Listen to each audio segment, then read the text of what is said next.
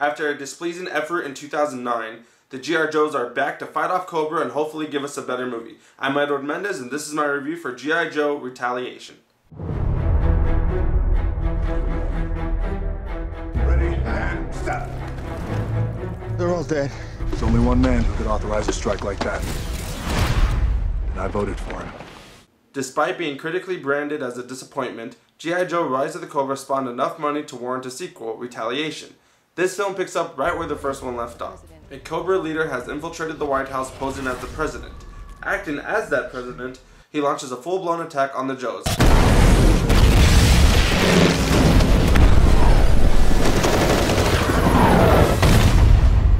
Now it's up to Johnson, his two teammates, and many other players along the field to reveal the man behind the curtain and take out Cobra. What Cobra did to us,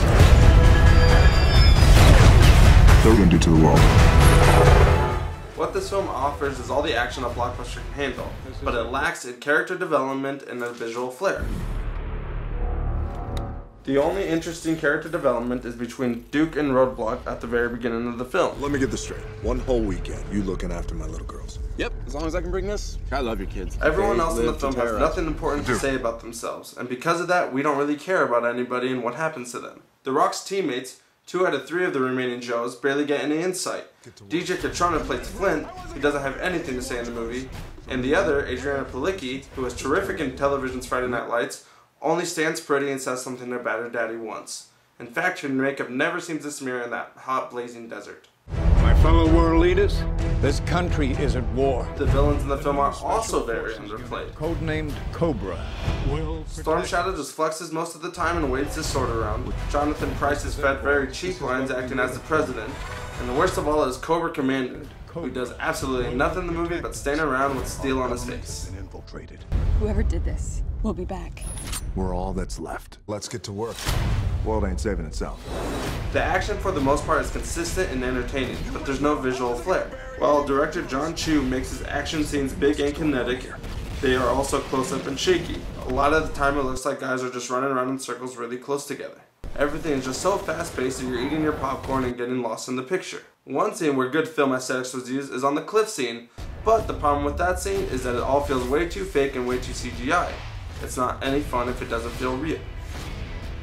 Nevertheless, the action in the movie keeps the picture moving along at an entertaining pace. Now the film basically has 2 stories.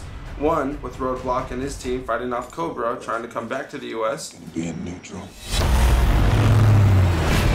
And the other story, which stars Snake Eyes and a new character named Jinx, who you have no idea who it is and you are completely lost when she's on screen, in the mountains following Storm Shadow. The only plus side to this side of the movie is that cliff scene and a special appearance by RZA as an old master. Other than that, it is a very lousy piece of filmmaking. It's very underdeveloped, the pacing is totally wrong, and it just doesn't work in the movie.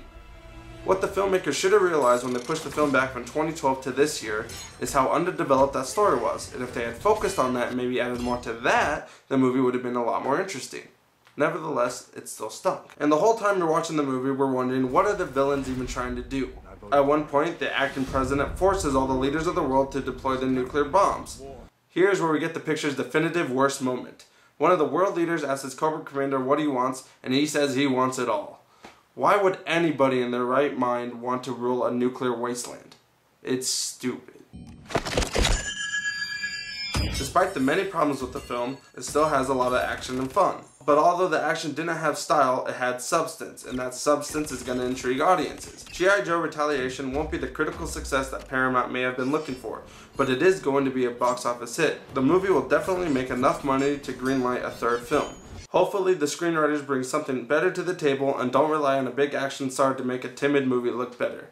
I give the movie a C-. Let me know what you think if you check it out. I'm Adrianne Mendez and look forward to more reviews on the Reno Review channel on YouTube.